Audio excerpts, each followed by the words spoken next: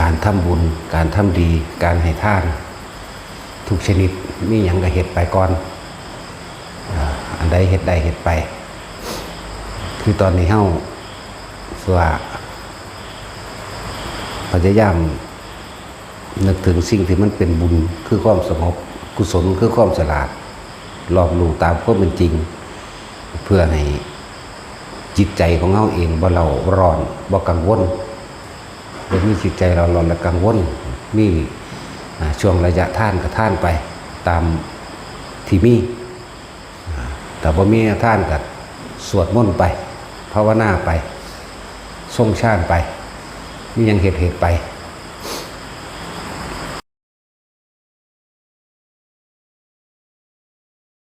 บ่กินเขาก็บ่ได้คือเก่าหั่นแหละกินคือเก่าหั่นแหละ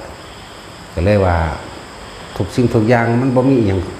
แบบว่าสุดโต่งเลยมันต้องเสมอกันไปเบิดท่านก็ให้มีศีลก็ให้มีเนคขมะคือการภาวนานี่แหละก็ให้มีปัญญาก็ให้รู้ตามความเป็นจริง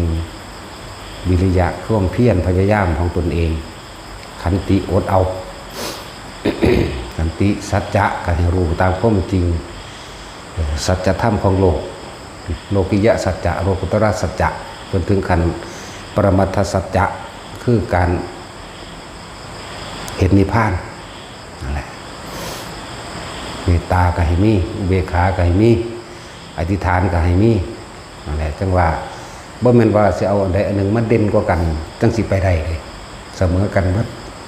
บารมีถ้าบ่เสมอกันบ่ไปดอกนั่งภาวนาอยู่หั่นก็ตายไปซื่อๆนั่นแต่ว่าบ่กินหยังก็ดีสมัยตะกี้ฤาษีชีไพเขาเจ้าก็เก่งกระดอกนั่งจนตายก็ไปเกิดที่พรหมโลกมั่งอรูปภพมั่งแต่ว่าเฮามีความดีอะไรให้เฮ็ดก็เฮ็ดไปถ้าเฮาบ่ไประลึกนึกถึงความดีแม่นความเลวนี่บ่หาแตะนึกมันก็มาเองของมันอยู่แล้วฉะนั้นต้องฝืนความเลวบ่ได้นึกเด้เพราะว่ามันเป็นปกติเนาะที่ว่าเลวอีหยังกระดอดแต่คนบ่ภาวนาบ่รู้จักเด้แค่คิดบ่ดีนิดหน่อยกับหมาก็ตามกับสัตว์ต่างๆกับคนก็ตามนั่นแหละเลวก็เลยสร้างผู้นั้นสร้างผู้นี้อยากได้นั่นอยากเป็นนี่นั่นแหละเลวมันสั่นแหละเรามีอย่างเหตุไปตอนนี้ทุกคนมีชีวิตอยู่สามารถเลือกกระทำได้สามารถทำไปตามกรรมคือการกระทำทั้งใจ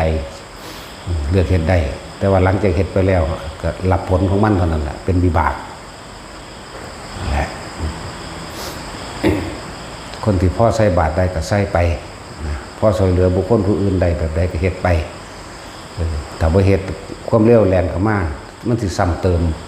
ก็เกิดอารมณ์หนักเก่าๆซึ่งปกติมันมีอยู่แล้วแต่เฮาบ่เร็วเฮาบ่เกิดได้นี่เนาะถ้าดีมันบ่มาเกิดเด้สั่นพยายามเฮ็ดไปพาเพิ่นออกไปอยู่จักองค์ล่ะฮะอยู่อันดอนไหล7สำหรับอันวัดป่าพุทธคลุกาลามสาขาต้นโพดอนไหลถือว่าเป็นวัดที่สมบูรณ์ที่สุดนี่แหละแล้วเบิดทุกอย่างเลยปันเนรมิตเอานั่นแหละเนาะเป็นวัดที่สมบูรณ์สร้างภายในปีเดียวแต่ว่าบ่แม่นหลวงพ่อสร้างทุกคนร่วมกันสร้างนี่แหละศูนย์ร่วมจิตใจก็อาศัยศรัทธาของพระพุทธเจ้า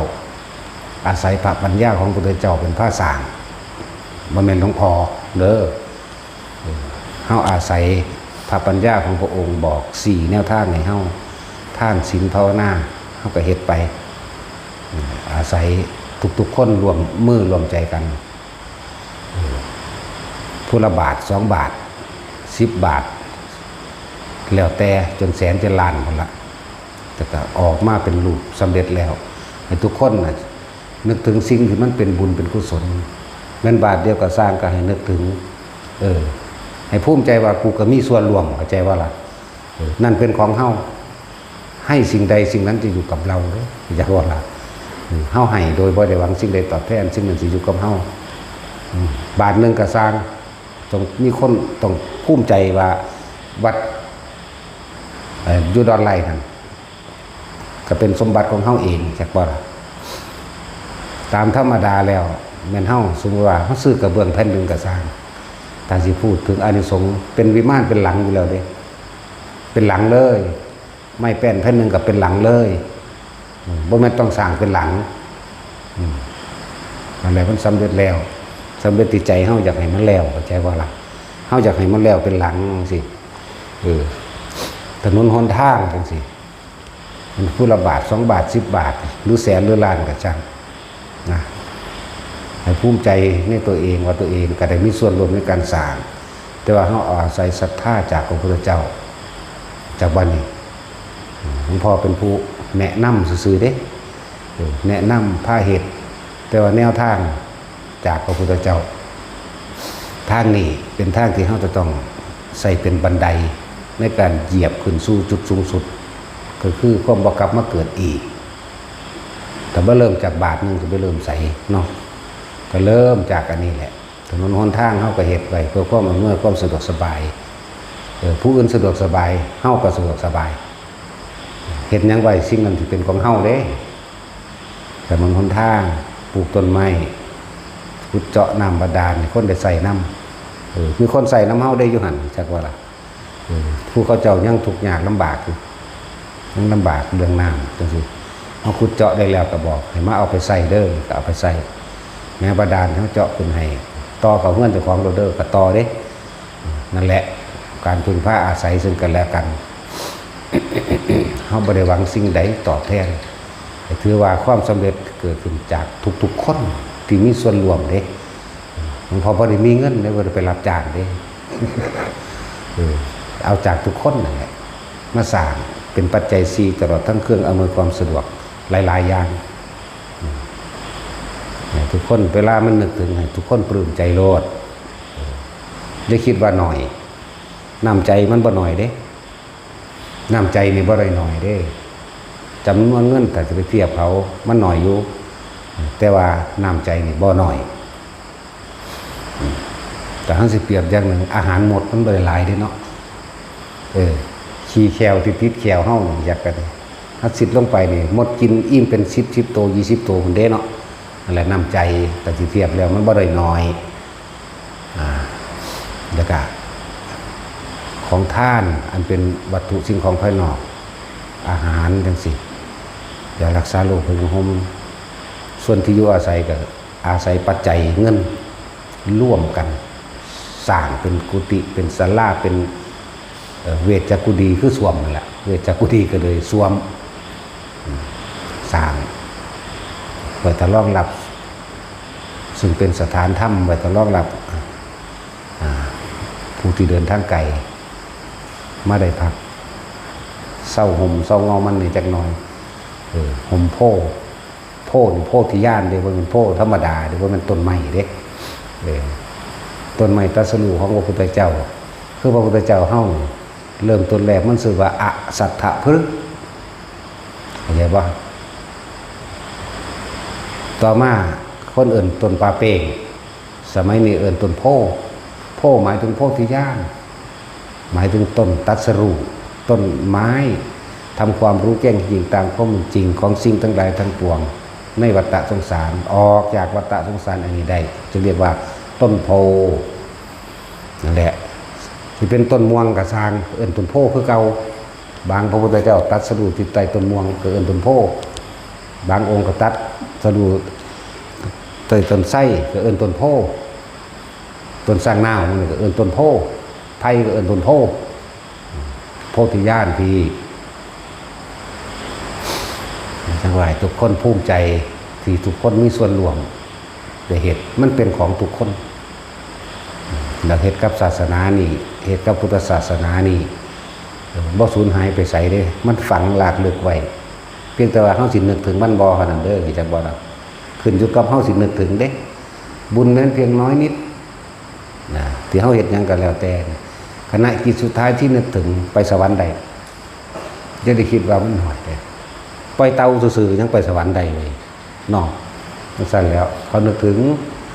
แต่ว่าบาปมันบักหลายๆเขาบ่นึกถึงไปนึกถึงตอนนั้นเลยคือสุปฏิทะเทพบุตร โอ้ยเป็นโจรมาแต่เป็นเด็กหน่อยชีลักมักจกมาแต่เป็นเด็กหน่อยสุปฏิทะเทพบุตรได้ลูกได้เมียกันรักพ้นขี้เลี้ยงลูกเลี้ยงเมียนั่นแหละ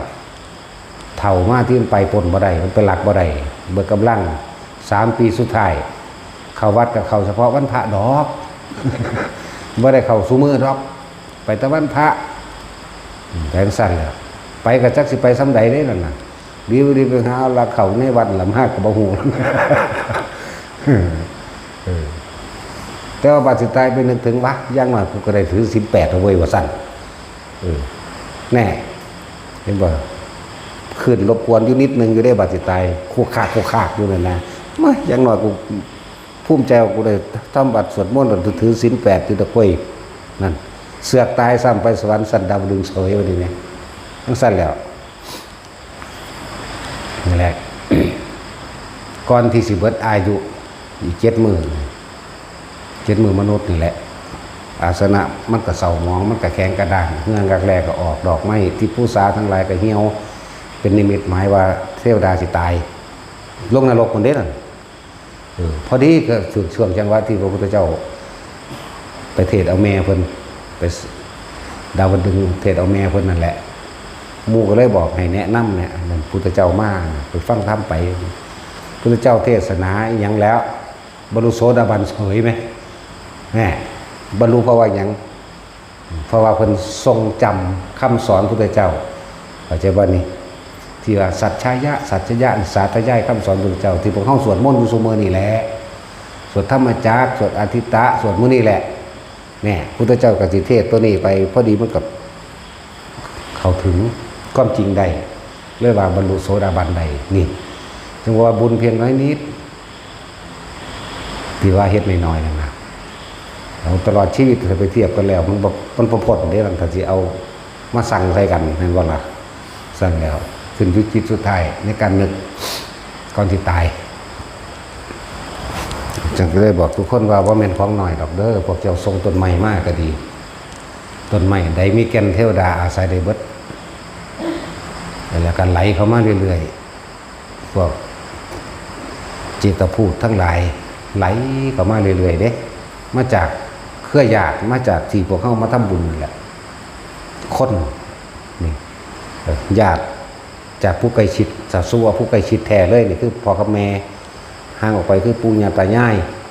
ห่างออกไปจังพี่น้องห่างออกไปจังลุงป้าอาห่างออกจนถึงขั้นว่าเคยทำกรรมร่วมกันนี่ก็เป็นญาติกรรมนี่ก็เป็นบัดนี้เฮาทำบุญแล้วเฮาอุทิศดูเข้าเขาก็มีฤทธิ์มีกำลังในจักหน่อยก็เคลื่อนมาสู่แหล่งแห่งบุญมองเฮาทำนี่แหละเขาสิเคลื่อนมามองที่เฮามาทำเข้าใจเพิ่นนั่นแหละบางทีพ่อเป็นลูกขะใดก็ไปเป็นที่นาเป็นลูกขะเทวดาก็ไปพ่อเป็นภูมิใดก็ไปจิตวิญญาณอันล่องลอยอันอื่นๆหลายได้จิตพูดแต่สิว่าพ่อเข้าใจงานว่าสัมภเวสีก็ว่าได้บ่ผิดนี่คือกันจิตล่องลอยบุญบ่หลายบาปบ่หลายหรือพ้นขึ้นมาแล้ว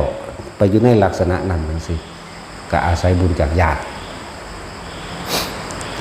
จากพวกหรือจากผู้เพิ่นมีบารมีหลายอุทิศออกไปมันอยู่ทางในที่ได้พวกเจ้ามันบ่ได้เกี่ยวกับของปานใดเด้แต่ว่าก็ต้องอาศัยของคือเก่าแต่ว่าต้องมีจำนวนมากหรือจำนวนน้อยก็จังมันตรงนั้นขึ้นอยู่กับใจของเฮาบริสุทธิ์ขึ้นอยู่กับตัวนี้ได้เป็นแสงสว่างเป็นแสงสว่างออกโลกทิพย์ก็อาศัยแสงสิอวดบุญบารมีว่าผู้ใดบุญใหญ่บุญหน่อยจังซี่เขาเอาแสงวัดกันเด้จากว่าล่ะเอาแสงวัดกันจังซั่นล่ะว่าเฮามีหยังเฮ็ดเฮาเฮ็ดไปนี่ของท่านกับท่านไปบ่มีแนวท่านกับปัดกวาดล้านไปมื้อนี้กับท่านกำลังตัวนึงจักบ่ล่ะบุญอันเกิดจากการปัดกวาดล้านวัดพระเจดีย์หรือทำความสะอาดสถานที่อันเป็นที่รองรับพระสัทธรรมหายานถ้าจำบ่ผิดเด้อทำให้จิตใจผ่องแผ้วเมื่อได้ทำ1 2บุคคลผู้อื่นเห็นแล้ว น่าเอาอย่างเพราะรู้สึกสะอาดแปลนตา3ได้ขึ้นชื่อว่าทำตามคำสอนพระพุทธเจ้าคือทำความดีอย่างว่า4เทวดาย่อมเป็นที่รักและพอใจ5ทั้งมนุษย์และอมนุษย์ย่อมปกปักรักษานี่แหละบ่ได้หน่อยได้อันวัฒนธรรมความดีเห็นบ่นี่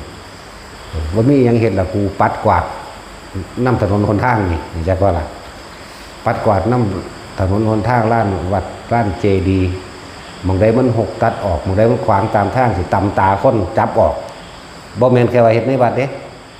ตามถนนสาธารณะทั่วไปก็ช่างโอ้เป็นอันตรายแท้นี่หม่องใดเอาเป็นเมตตาใจเฮาพี่เด้ลงไปดึงงาไม้ออกย่านเขาขี่รถมาเหยียบลงไปเอาตะปูออกลงไปเอาก้อนหินต่างๆออกนี่เป็นบุญเบิดเห็นมั้ยนั่นแหละนี่ยังเฮ็ดไปอย่าปล่อย มันก็คอยสั่งสมความเสียสละเนี่ยยิ่งเสียสละมากเท่าไหร่บุญยิ่งมากเท่านั้นจากว่านี่เสียสละทั้งในเฮานี่เด้ความไปเห็นแก่ตัวความบ่มักง่ายหรือความหวังดีกับผู้อื่นเด้จังซั่นล่ะถึงเฮาเห็นงาใหม่มันขวางทางลงไปดึงออกมันบ่พอสิเบิดกำลังนอนดอกเนาะดึงงาใหม่บางนี้ตัดแต่งหรือทางบางใดบ่สะดวกคือบอกเฮาเฮ็ดอยู่เดี๋ยวนี้เอากระจก2ทาง3แผงไปเบิ่งไปใส่ไว้จังซี่เนี่ยและก็ไปจังซั่นแล้วเดี๋ยวสิว่าบัดนี้มันจังสิมีดอกอานิสงส์บ่เฉพาะซื่อๆความสะดวกสบายในการเดินทางของเจ้าของก็สะดวกการมีหูทิพตาทิพก็เกิดขึ้นเด้บ่แม่นแค่ว่าถ้าเฮาสิไปถวายหลอดไฟหรือจุดไต่จุดไฟทางจงกรมพระอย่างเดียวเด้มันถึงมีอยู่ในหั่นสั้นแหละเพื่อเฮาเอากระจกไปติดไปตามทาง3แยกหรือทางหักศอกจังซี่นะนั่นแหละล้วนแล้วจะเป็นอานิสงส์เป็นไปเฮาบ่เว้าอานิสงส์ซื่อๆบ่ได้สอนผู้ใดเพิ่มไปสวรรค์หรือเป็นพรหมหรือไปเป็นผู้ยิ่งใหญ่มีฤทธิ์มีเดชทั้งใดนิพพานอย่างเดียวคือบ่กรรมมาเกิดอย่างเดียวมีจุดหมายเดียวของเฮาแท้ๆมันสิไปใส่แต่เฮาบ่ถึงมั้ยแม่นว่าล่ะคนที่ทำบุญผู้ใดๆผู้แรกก็เจ้าของนี่เด้ล่ะทำไปเถอะจังว่ามีหยังทำไปคนที่ได้ผู้แรกคือเฮาเองเฮาเป็นผู้ให้เหมือนเฮาเป็นผู้อยากคนที่โมโหและกังวลผู้แรกก็เฮาเองคือกันนั่นแหละเวลาเฮาโมโหคนก็ดีเนาะคนที่ได้ผู้แรกของอารมณ์โมโหกับเจ้าของนั่นแหละบุญก็เหมือนกันที่สงบเย็นสบายใจของเจ้าของเองกับตัวเองนั่นแหละเป็นได้ผู้แรกแล้วล่ะนั่นแล้วเพราะว่าบุญเพราะว่าบาปคนแรกที่ได้ก็เฮาเองมันอยู่ไปใส่ว่าบ่หาต้องไปอธิษฐานขอนั่นขอนี่หรอกก็ของจะของแท้ๆมันไปใส่ลงมันว่าล่ะแหละทำไปมียังท่านกับท่านไปมียังซอยเหลือกันกับซอยไปโลกนี้สิอยู่ได้อายุยืนยาวนานก็ต้องอาศัยเมตตารักผู้อื่นเสมอตนรักตนเสมอผู้อื่นเมื่อถึงที่สุดก็ค่อยๆคืบข้านไปกลืนไปกรุณาก็ช่วยเหลือแบ่งปันสิ่งที่ตัวเองมีบ่แม่นแต่ว่าเงินบ่แม่นแต่ว่าอย่างอื่นบ่แม่นแต่ข้าวนำอาหารยารักษาโรคหรือเครื่องนุ่งห่มอย่างใดกำลังมีก็ซอยไปตัวแม่นบ่ล่ะนี่มันมีอยู่ในกายเฮาอยู่แล้วพี่ใจเฮาพี่มองอยากเสียสละหรือบ่เสียเราจะทำเพื่อยึดหรือเราจะทำเพื่อปล่อยทำเพื่อปล่อยหรือทำเพื่อยึดใจบ่นี่ต่างหากตัวปล่อยน่ะตัวสงบเย็นตัวบุญนะเฮ็ดไปเพื่อเฮาทำบุญอยู่เสมอนี่แหละสวดมนต์กับศีลก็อยู่ในหันเรียบร้อยแล้วล่ะยังก็ดีโอ้หลายอย่างก็ดอกที่พาเฮ็ดอยู่ได้นี่ก็ดี ตอนนี้คือจังว่านี่แหละแต่พ่อแม่ผู้ใดยังมีชีวิตอยู่ก็สักจูงสักชวนมาฟังธรรมเอาสิ่งที่ประเสริฐสูงสุดให้ซะเย้าของต่ำคือสมบัติพวกเจ้าได้รับแล้วพวกเจ้าก็หวงจิตใจพวกเจ้าเดือดร้อนกังวลย่านคนมาลักเอาเรื่องของต่ำเงินเราจะไปปรารถนาต่ำๆปรารถนาโลกิยะสมบัติเพิ่นปรารถนาต่ำเบิดมันต้องเรียนได้แต่เกิดเด้เรื่องแนวนี้มองมันสุดมองเดียวโลดนิพพานอย่างเดียวโลดพ่อแม่ยังมีชีวิตอยู่กับชักจูงชักชวนมาทางนี้มากกว่ามากกับสร้างเข้าใจว่าล่ะถ้าเข้าถึงธรรม เฮาเข้าถึงคำว่าสัตว์โลกเป็นไปตามกรรมแล้วพยายามอย่าเอาความรักความหวังดีที่มีอยู่ในตัวเองกลับมาทำร้ายตัวเองถ้าเขาไม่ทำตามใจตัวเองเพราะนั้นเป็นการทำด้วยความยึดเป็นอารมณ์ได้หวังดีกับเขาบ่เฮ็ดศูนย์โมโหเข้าใจว่าล่ะให้ว่างลงมากลางๆให้เอาคำว่าสัตว์โลกเป็นไปตามกรรมถ้าเขาไม่ทำเราก็ทำอะไรกับเขาไม่ได้ว่างลงเพราะเราไม่อาจสามารถไปเปลี่ยนแปลงความเห็นของใครได้ใช่บ่เนี่ยว่างลงโลดบอกแล้วว่าเฮ็ดก็แล้วไปบอกไปน้อไม่จักล่ะแม้นมารดาแม้นบิดาแม้นปู่ย่าตายายแม้นลุงป้าอาอาวญาติสนิทมิตรสหายทั้งใดก็ช่างแม้นบุตรภรรยาก็ช่างว่างออกจักว่าล่ะถ้าสิมีเมตตาอย่าลืมอุเบกขาเป็นที่รองรับเด้ออย่าเอาความรักความหวังดีหรือเอาความเมตตากลับมาทำร้ายตัวเองหลายๆคนมีความรักความหวังดีกับลูกทุกคนอยู่แล้วแนวนี้แต่ว่าเขาบ่เฮ็ดตามใจศูนย์เด้ตีก็เพราะรักทำทาลักษณะท่าทางเหมือนโกรธก็เพราะรักเนาะแต่ว่ามันโกรธจริงๆอย่างที่เสือกตายตอนนั้นไปนรกเลยเข้าใจว่าล่ะตัวสิไปสวรรค์ตัวสิไปนรกตัวสิได้พานกับใจตัวเดียวนี่เด้อารมณ์ความรู้สึกตัวเดียวนี่เด้ก่อนจะเกิดจากการคิดก่อนเด้อยังก็แล้วแต่เกิดจากการคิดปรุงแต่งซะก่อนประกอบให้มันเป็นเรื่องนั้นเรื่องนี้ซะก่อนเด้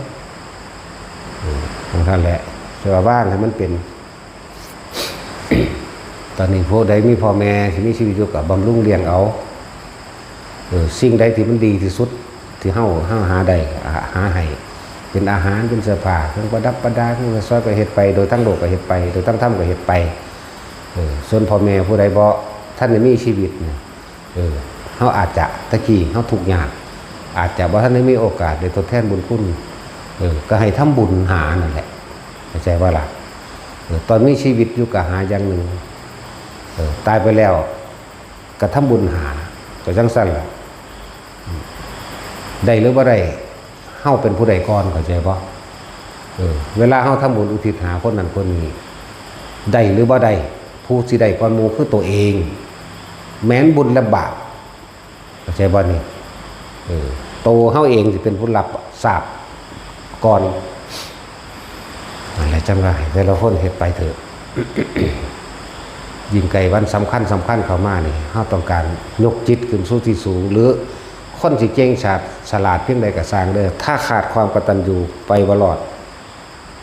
เจ้าสิฉลาดอยู่แล้วความฉลาดล่ะจะกลับมาฆ่าตัวเองจากบ่ล่ะคนที่ขาดความกตัญญูคนกตัญญูต้องมีคุณธรรมไหมเห็นบ่ล่ะหาอย่างที่หายากกตัญญูเป็นข้อที่5นี่เห็นมั้ยก็ต้องรู้จักบุญคุณคนตัวมันจังถ้ารู้จักบุญคุณพ่อแม่บุญคุณผู้อื่นก็รู้จักคือกันมันก็ล่ามออกไปหาเหมือนกันเนาะนั่นแหละบ่มีหยังพ่อแม่ตายแล้วสิตะกี้เฮาอาจจะทุกข์ยากวันนี้พ่อมีอยู่ไม่กินหรือคิดได้บ่มีอยู่ไม่กินก็สร้างแต่คิดได้ให้ท่านยังก็สร้างมันให้ท่านกับหมู่พระภิกษุสงฆ์ก็ตามให้ท่านกับญาติโยมผู้ผู้คนขอท่านให้ก็ตามให้ท่านกับสัตว์เดรัจฉานก็ตามอุทิศออกไปเบิดเด้อขอผลทานบุญกุศลกำดีรวบเลยจากวันหรือถ้าเฮาบ่มั่นใจกับอาราธนา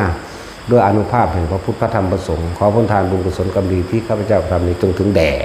มารดาบิดาของข้าพเจ้าญาติของข้าพเจ้าจะเป็นข้าพเจ้าตลอดทั้งสรรพสัตว์ไล่ไปโลดคนที่ใดความมุ่งคือเฮาสิรับรู้ความเย็นสงบเย็นของตัวของเองแต่ในการให้ท่านทุกครั้งอย่าแลกจะขอจะบางผลในท่านจะมีจิตผูกพันในผลของท่านจะมุ่งการสมในความอยากใดเลยอยากเป็นอย่างมันบ่เป็นท่านมันเป็นการยึดเรียกว่าทานเพิ่มทุกข์บุญเพิ่มบาปคนเราร้อนกังวลในหัวใจของเองเนี่ยทำไปเรื่อยๆแล้วเข้ามายิ่งเข้ามาลู่ในอานิสงส์ของการให้ท่านสำหรับมารดาบิดาพุทธเจ้าพ้นสิเบาอยู่3เทื่อคำว่ามารดานี่2เทื่อแต่บิดามีแม่ในกันสุดท้ายตามที่เฮาค้นหาหมายถึงในวันจุติจิตของพุทธเจ้า15ค่ำเดือน7นี่นะมารดาของเธอจะพ้นจากนรกก็ไล่หาคนเบิ่ง ก็บอกสองบาทนี้มารดาและบิดามีครั้งที่สามเป็นกันที่สามเคยบอกยังไงว่าเป็นกันที่สามบอกก็ภาษาลิบุตรนี่แหละกันที่สามที่พอเข้ารู้แต่ว่าพระโมคคัลลาดับไฟนรกช่วยมารดานั่นเวลาแต่ในพระสูตรนั้นอื่นว่าอุลัมพนสูตรในพระสูตรนึงว่าปัญหายังกันทริกสูตรอย่างนี้แหละเป็นที่เพิ่นบอกกันที่สองนะเทศครั้งที่สองนะลืมแล้วลืมจำได้แต่อุลัมพนสูตรนี่แหละสูตรที่สามนี่มันก็มีซื้อกันที่เขาจะเขียนไว้เนาะเป็นบทไว้นั่นนะเพิ่นเทศสามเทื่อนะก็บอกว่าอุลัมพนสูตรครั้งที่หนึ่งครั้งที่สองครั้งที่สามก็บ่วางสั่นเลยอ่านไปเลยไปเจอไปเรื่อยนะเพราะได้เป็นประจักษ์พยานหลักฐานทุกคนไปสืบเอาเองแต่บ่เชื่อก็สร้างว่าเฮาก็บ่เงินคือกันและเทศไปเรื่อยๆยิ่งวันสำคัญมันก็มีมือเดียวเนาะในการจุติของเพิ่นบ่ล่ะจากพุทธเจ้าเพิ่นมีสติตลอดเพิ่นตรวจสอบโดยพยานของเพิ่นเองตลอดถ้าเพิ่นเป็นเทพสันดุสิตอยู่บนนั้นบ่ล่ะมารดาต้องเป็นแบบนี้บิดาต้องเป็นแบบนี้เมืองต้องเป็นแบบนี้ต้องอยู่ในชมพูทวีปนี่ต้องอยู่ในมัชชิมประเทศแบบนี้สัตว์ทั้งหลายพร้อมที่จะรับพระสัทธรรมแบบนี้คุณได้บ่แม่นธรรมดาเลยควรสิลงเวลานี้แล้วมีบุพพันหะอย่างต่างๆสิเกิดขึ้นในอาการ32จะเป็นประโยชน์หรือไม่เพิ่นระลึกเบิ่งฮอดทั้งหลังมันเองบ่แม่นแค่นี้นี่พวกเฮาบ่รู้ซื่อระลึกว่าพระพุทธเจ้าองค์ก่อนๆเฮ็ดจังได๋พุ่นน่ะในการจุติจิตของเพิ่นเองไปเฮ็ดเกิดกลายเป็นบุพนิมิตให้แม่เฮ็ดแม่รู้ซะก่อนว่าสิมาจุตินี่แม่เพิ่นเองก็ถือศีล8ศีล10ศีล10เพิ่นได้ปานเน้นเพิ่นได้จากบ่ล่ะ3 เดือนจังมานอนกับผัวพระเยซูโทษนะจังมาท้องวันธรรมดาเด้ท้องคนบุญเลยแต่ว่าเรื่องบุญเพิ่นผู้มีบุญมาก18ประการมันก็ไล่บ่ถึงดอกหลายนั่นแหละเพิ่นพิจารณาแล้วที่บ่เป็นไปตามย่านบ่มีจักอย่างนี่บ่นี่พวกเฮาแปลเบิ่งไปอย่างในอันมหาธารณปริสูตรพุทธเจ้าไม่ลดและไม่ขุนผันไม่คึกขนองจักบ่นะสิ่งใดที่บ่เป็นไปตามย่านบ่เฮ็ดเพิ่นต้องรู้ก่อนเพิ่นบอกเป็นผู้มีกายสุจริตวจีสุจริตมโนสุจริตก็ว่าไปกายวาจาใจสุจริตนั่นแหละเพิ่นระลึกเบิ่งพอแห้งแล้วทั้งมาจุติสู่คันพระมารดาปุ๊บตอนจะเคลื่อนที่ลงมาปุ๊บพอจะเข้าสู่คันมารดาเนี่ยคือคนตาบอดคนหูหนวกคนเปลี่ยนเสียขาปัญญาอ่อนหายเบิดในมือนั้นคือหายนี่เป็นปกติเหมือนคนปกติไปเลยนะสัตว์ลายทั้งหลายแหละ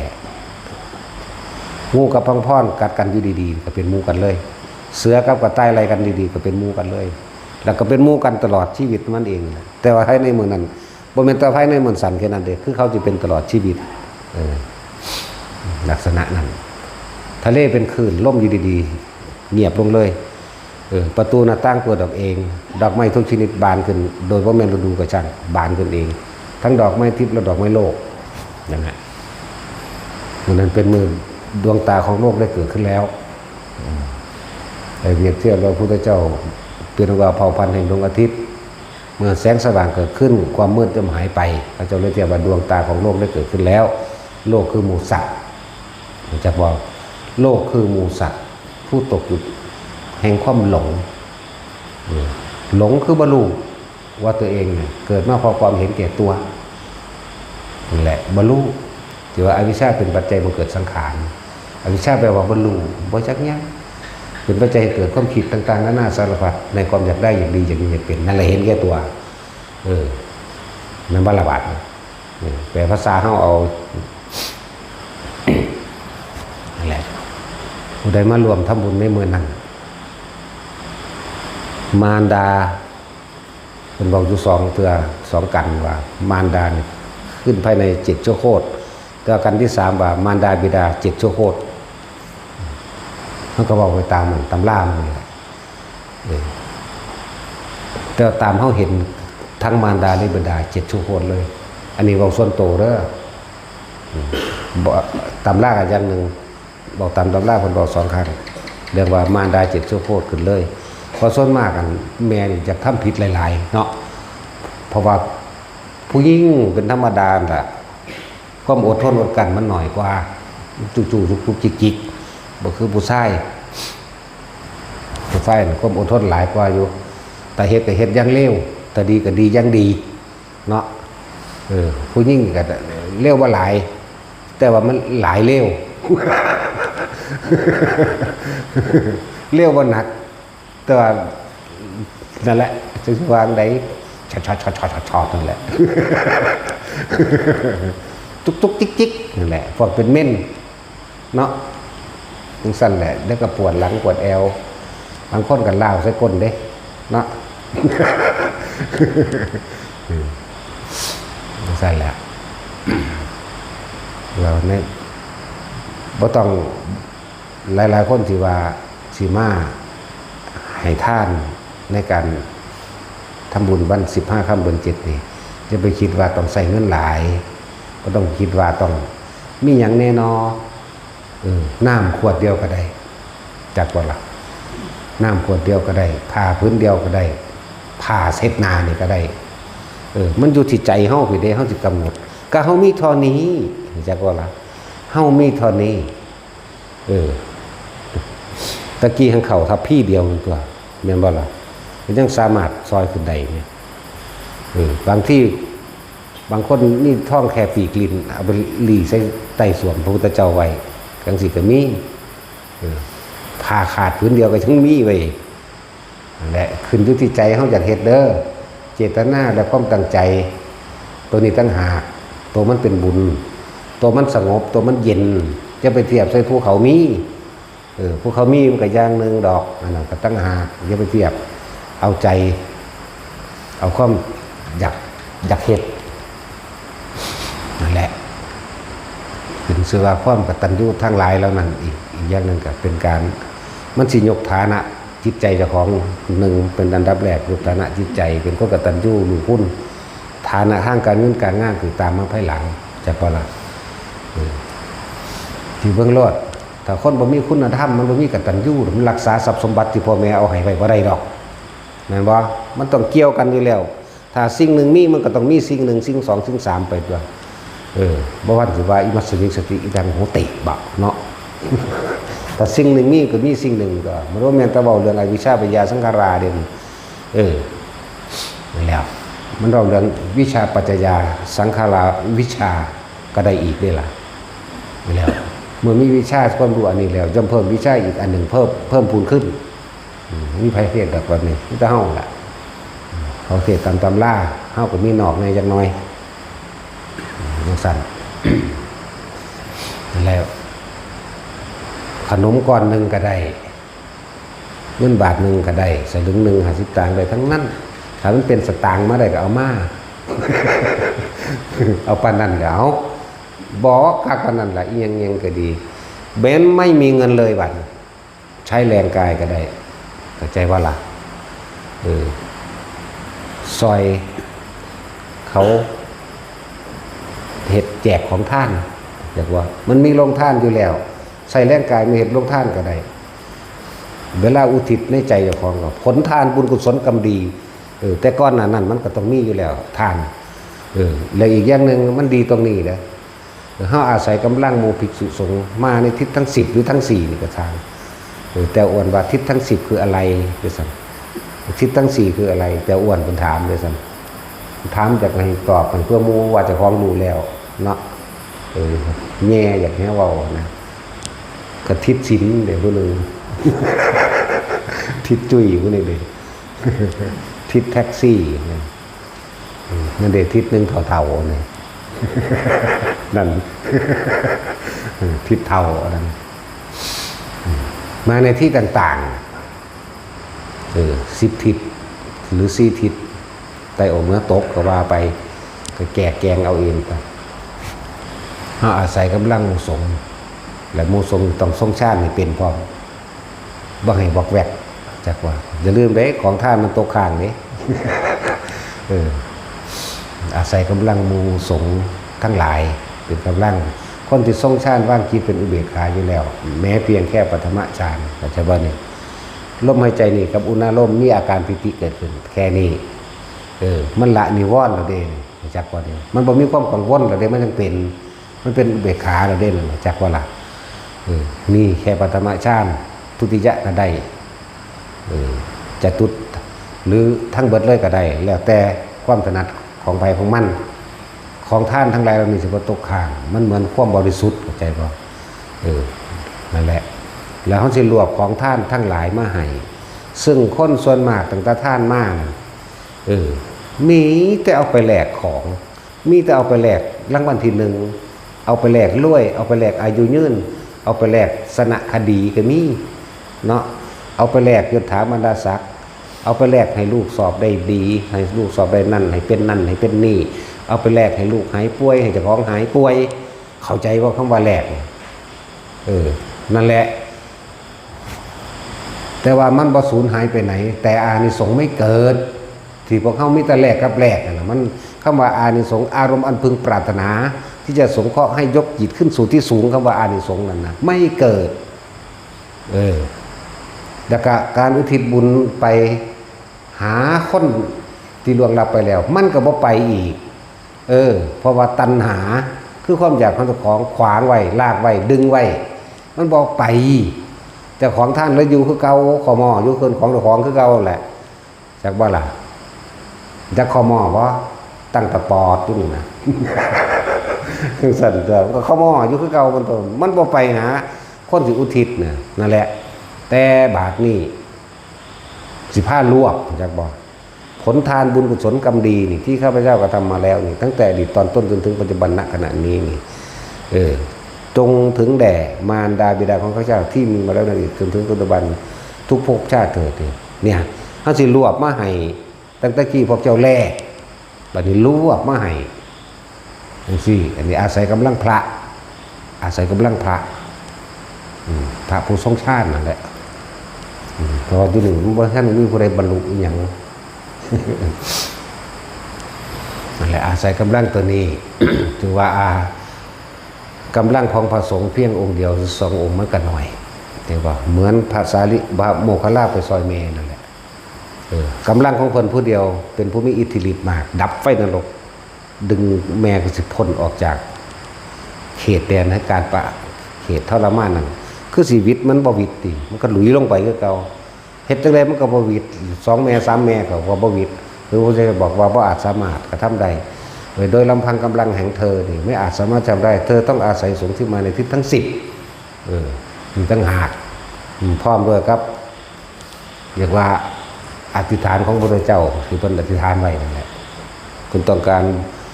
กุลบุตรสุทธิดาทั้งหลายเหล่าใดนี่ต้องการตอบแทนคุณบิดามารดาจักบอกให้กุลบุตรสุทธิดาทั้งหลายนั้นต้องทำตามพระพุทธอธิษฐานบารมีของพระพุทธเจ้านั่นแหละผู้ใดกระทำในวันนี้ก็จะจงให้ถึงสำเร็จนั่นแหละสำเร็จตามพุทธาธิษฐานของพระพุทธเจ้าเป็นอธิษฐานไว้จังสั้นเลยต้องอาศัยสงฆ์หมู่มากพวกเขาอาศัยสงฆ์หมู่มากเอาขนาดพระโมคคัลลามันมีฤทธิ์หลายปานนั้นคนผู้เดียวก็เห็นบ่ได้เห็นป่ะบ่ได้เว้าแต่เรื่องพระโมคคัลลาดิมีหลายองค์ก็ได้แต่มันมีในบันทึกมา2 องค์ก็เลยเว้าเมื่อสิไปบันทึกบ่ทรงหั่นโอ้ยมันก็เต็มโลกนี่แล้วเนาะ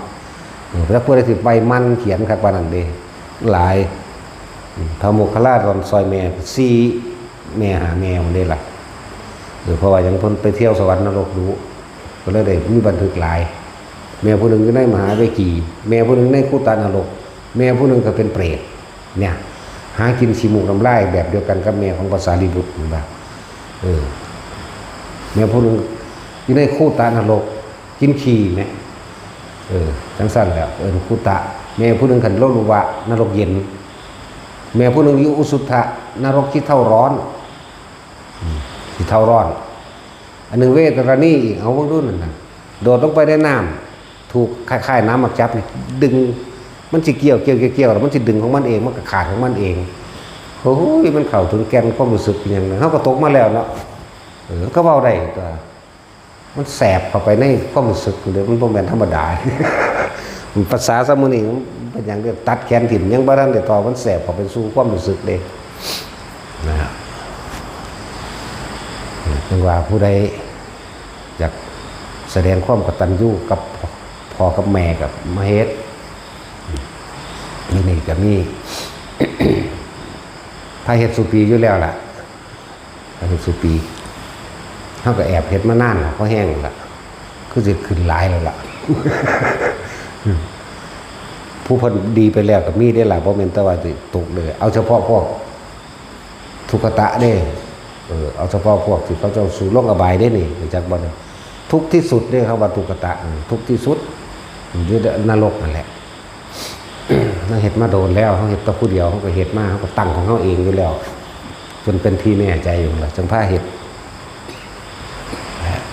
เพื่อที่จะซอยพ่อแม่ขึ้นจากอบายผู้ที่นรกทั้ง8ก็ขึ้นทั้งเบิดเข้าใจบ่ล่ะเปรตแม้นมีถึง12ชนิดก็ขึ้นทั้งเบิดสัตว์เดรัจฉานชนิดใดก็ช่างตายแล้วก็ขึ้นเหมือนกันส่วนเทวดาอยู่เป็นเทวดาเลยเข้าใจว่านี่หมู่พรหมผู้เป็นพรหมอยู่แล้วเป็นเทวดาอยู่แล้วก็อยู่แบบนั้นตั้งหากถึงสั้นนี่เพิ่นเอาเฉพาะคนตกทุกข์ได้ยากและว่าผู้ใดมาเฮ็ดมันจะไปอธิษฐานขออย่างใดทรงบุญแม่อย่างเดียวเด้อแม่นคนที่บ่ได้ร่วมมารวมในพิธีในหน้างานนี้ถือว่าโอนเงินนี่นะตั้งจิตตั้งใจไว้เลยขอผลทานบุญกุศลกรรมดีที่ข้าพเจ้าก็ทำมาแล้วตั้งแต่อดีตจนถึงปัจจุบันณขณะนี้จงถึงแด่มารดาบิดาของข้าพเจ้าแล้วก็โอนแค่นี้แค่นี้แหละจะไปว่านั่งอื่นอีกมันต้องไปหรอกมันต้องไปหรอกใจเฮานี่ตั้งใจไว้แล้วว่าให้ไปจากบ้านเราถึงหมู่คณะสงฆ์ปุ๊บสำเร็จเลยบ่ต้องว่าหยังอีกก็ได้จากบ่ต้องว่าหยังอีกมันจะเป็นของมันเองเน้นเพิ่งได้ยกฐานะตนเองในการเงินการงานเพิ่งได้ยกจิตใจของตนเองขึ้นสู่ที่สูงมากว่าคนที่หาได้ยากนะก็คือคนกตัญญูแต่คนกตัญญูต้องเป็นคนมีคุณธรรม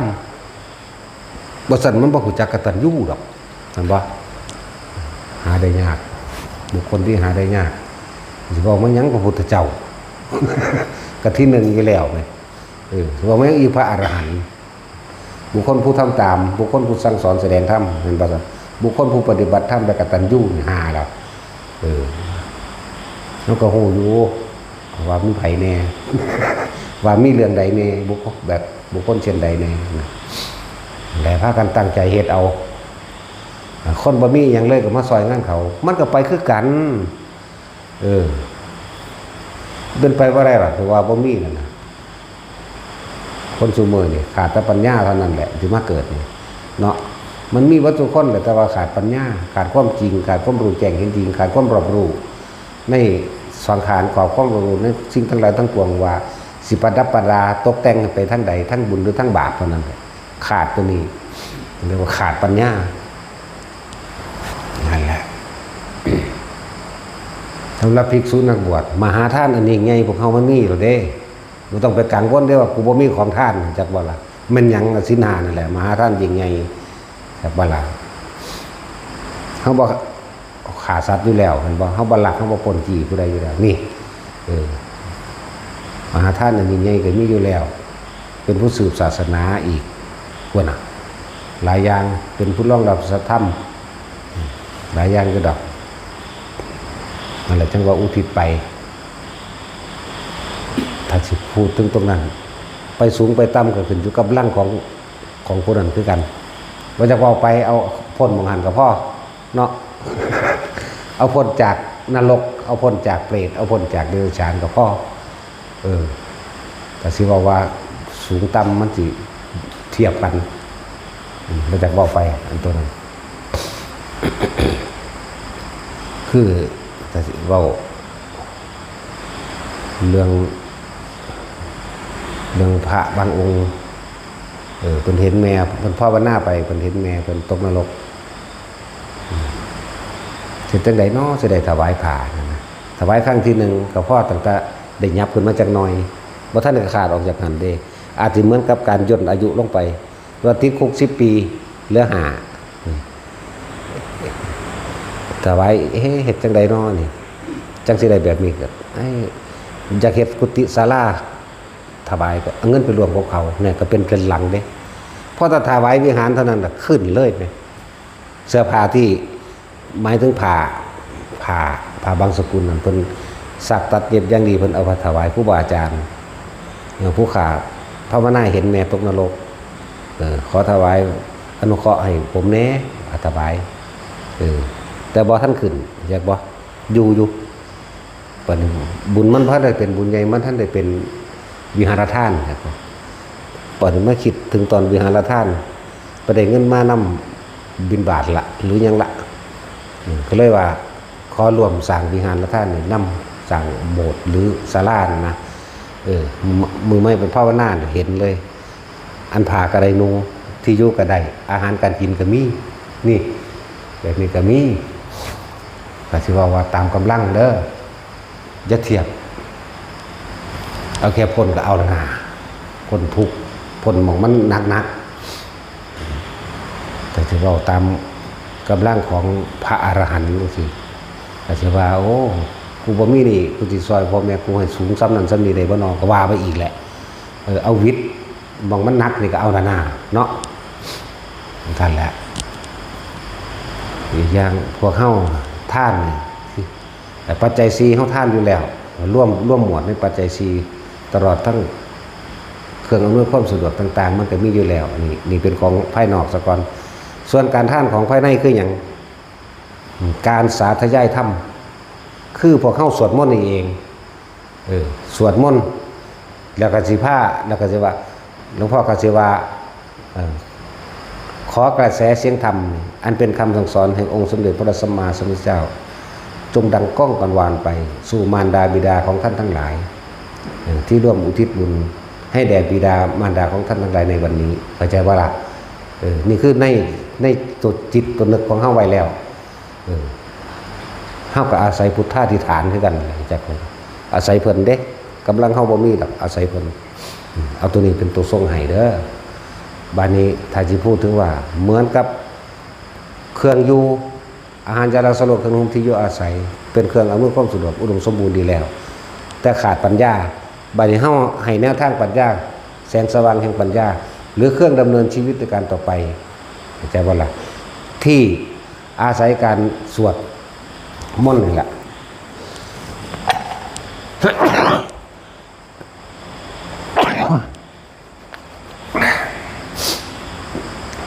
สวดธรรมจักรที่แรกสวดอย่างละลืมแล้วนะโมเม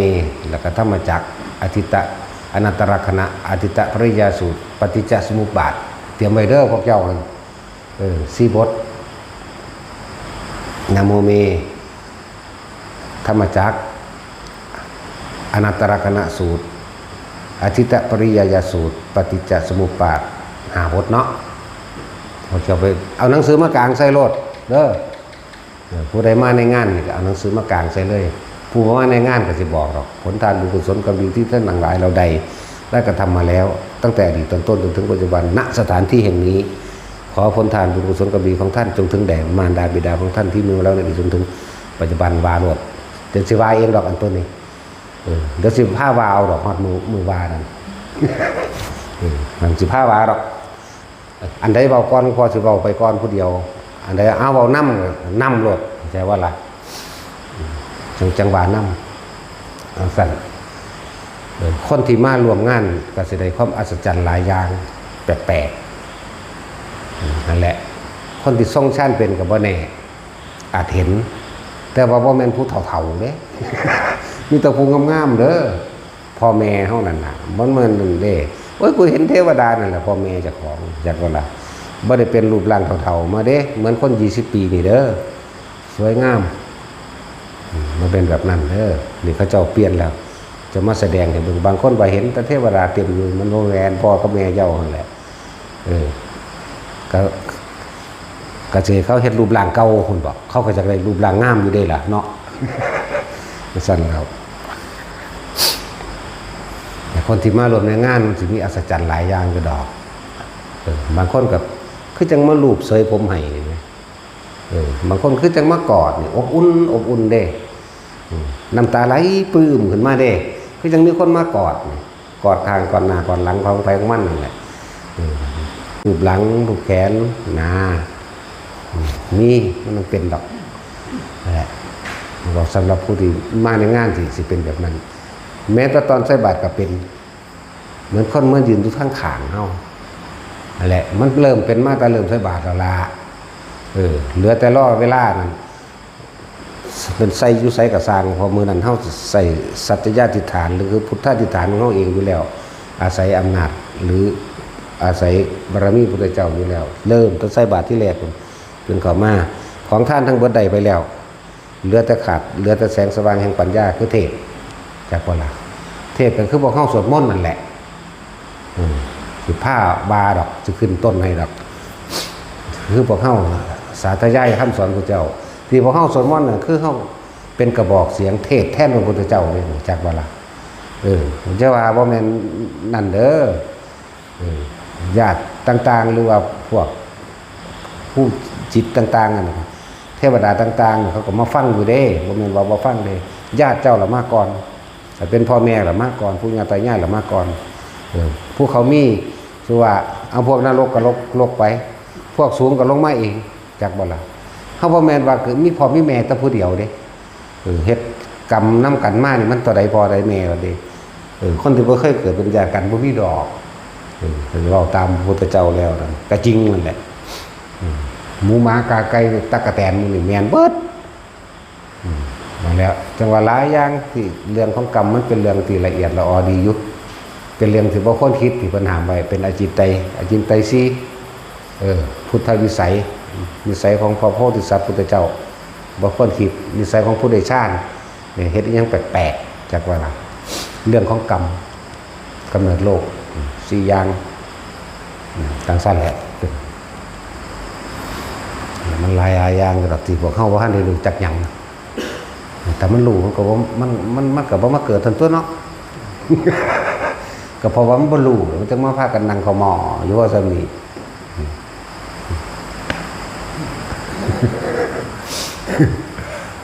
เป็นซั่นแหละพาเฮ็ดดอกปีละเทื่อเท่านั้นคิดให้ถือว่าเป็นวันสำคัญสุดพวกเฮาเฮ็ดบุญแจกข้าวมาแต่เก่าก่อนน่ะมันบ่ได้เด้ต้องกินเหล้าต้องขางัวขาควายเนาะต้องตีกันใช้งานอีกมันบ่แม่นแต่ขางัวขาควายเลยหอยแข้งแมลงปูปลาดุกปลานิ่นกุ้งแม่นบ่สั่นมีอีหลีแล้วบัดนี้นะจ้างหนังจ้างหมอลำอีกซุมื้อจ้างรถแห่หนักกว่าเก่าอีก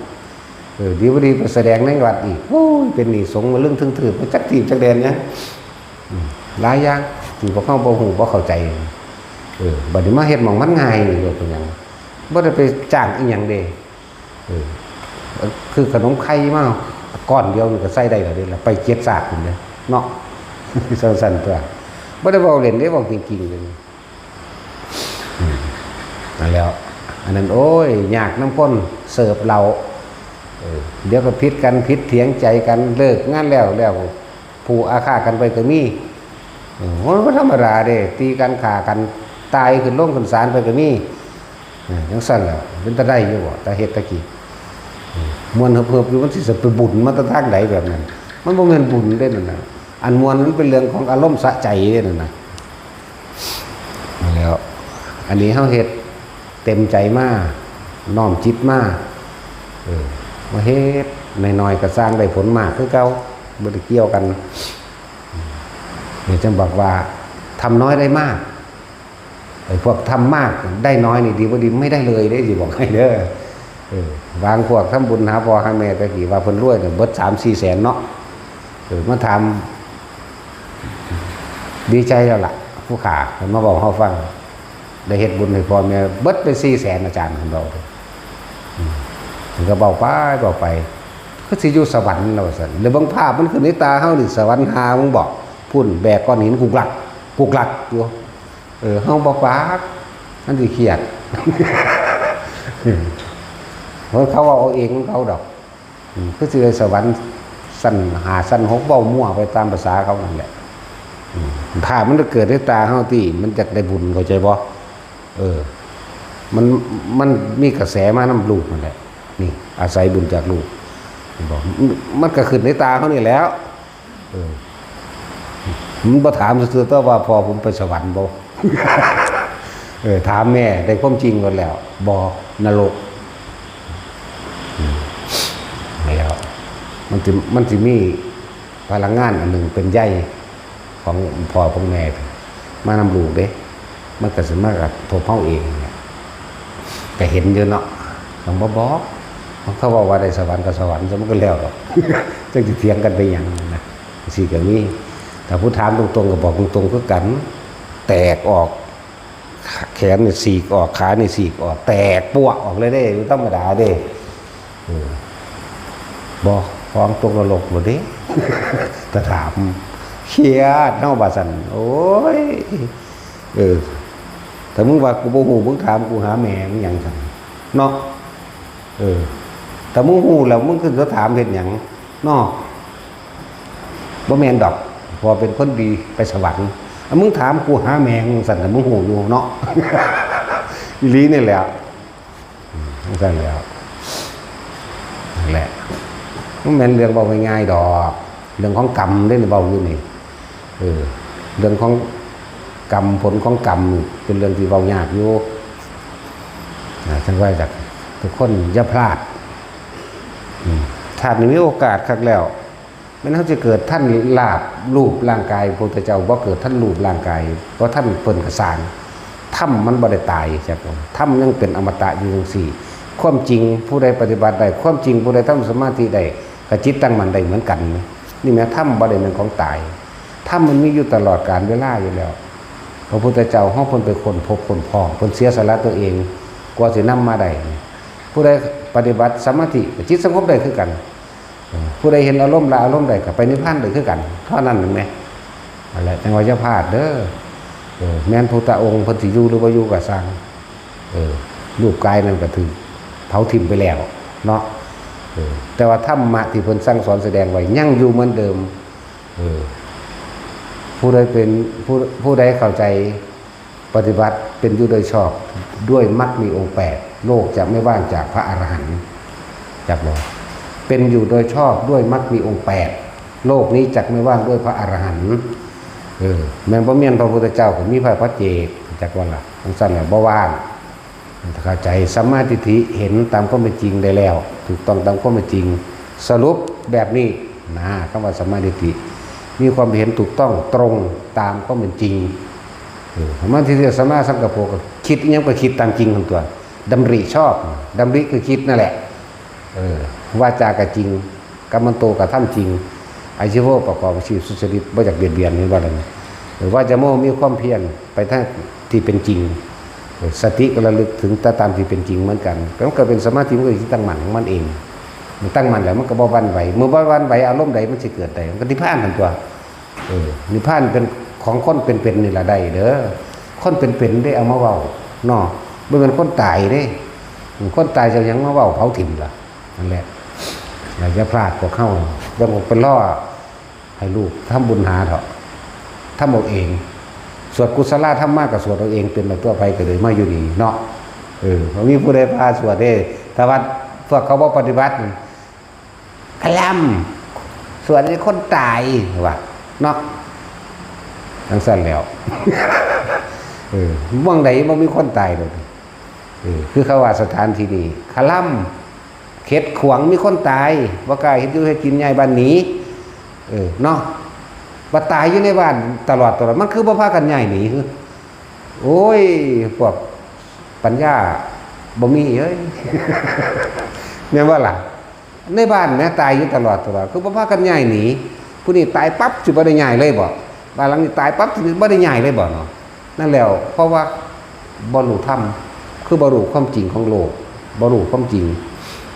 บ่ฟังธรรมคำสอนพระพุทธเจ้าเลยบ่ฮู้จักหยังในบ้านทางตายหลายก็อยู่ในป่านี่อีกเนาะเห็นบ่สัตว์บางอันเฮ็ดขวางได้ผีเฮ็ด มีคนตายเหรอในกรุงเทพมันตายหลายตัวคือเพราะว่ากันใหญ่หนีเนี่ยเนาะไม่ใช่แล้วนั่นแหละเพราะความไม่รู้ใส่ชีวิตไปเลยยากเริ่มว่าเป็นตนของตนเองแล้วจงมีความเลื่อมใสศรัทธาในคำสอนพระศาสดาเด้อศรัทธามาที่หนึ่งอยู่แล้วศรัทธาปัญญาความเพียรขาดสามอย่างนี่บ่ได้แค่ว่าละมีความเสื่อมันในตัวของเองแหละศึกษาเปรียบเทียบโอ้ยเหตุแห่งการได้ยินได้ฟังธรรมมันต่างหาอย่างเลยจะว่าละสุตตมยปัญญานั่นแหละความเห็นตรงกับบรรลุได้นี่ล่ะมันก็เป็นจิตตั้งมั่นได้คือกันความเห็นตรงว่าละยังละคนอื่นยังละวิมุตตายยตนะ5อย่างเหตุแห่งความสำเร็จหรือความหลุดพ้น5อย่างจากการได้ยินได้ฟังจากการคิดตึกตองเห็นบ่เนี่ยจากการสาธยายจากการแสดงและการภาวนา5อย่างเราสั่นแต่ว่าประเทศธรรมะก็ว่าคำครึมึงไปจักซะแล้วธรรมะนี่มันเป็นของล้ำสมัยมันบ่เป็นล่าสมัยกิเลสนั่นล่าสมัยรู้จักบ่ล่ะเที่ยวเวียนว่ายแต่เกิดอยู่อันเก่ากินของเก่านั่นแหละเนาะอันนั้นมันล้ำสมัยเด้นั่นแหละจึงว่าพยายามให้ทุกคนทำความเข้าใจแล้วเขาใส่ซับง่ายๆบ่อยากเว้าภาษามันยากถ้าเว้าภาษามันมีคนมาตั้งใจเรียนปานใดดอกบาลีนั่นเนาะถ้าเว้าภาษานี่บ่เข้าใจก็ไปตายซะเนาะเข้าใจอยู่บ่เบิดอยู่นี่ติแต่ว่าซั่นก็ผูกคอตายซะถ้าบ่เข้าใจเอาใส่ตั้งคืนปล่อยมันโตนโลดเอาสมาทาน